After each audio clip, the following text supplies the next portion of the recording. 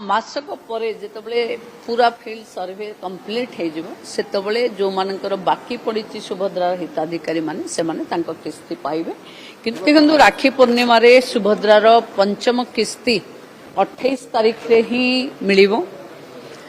सुभद्रा हिताधिकारी माने जो माने योग्य विवेचित होती एभली 1,26,26,162 जन को योग्य हिताधिकारी भाव आम नहींचे एवं से मानकु एक किस्ती मिलिबो।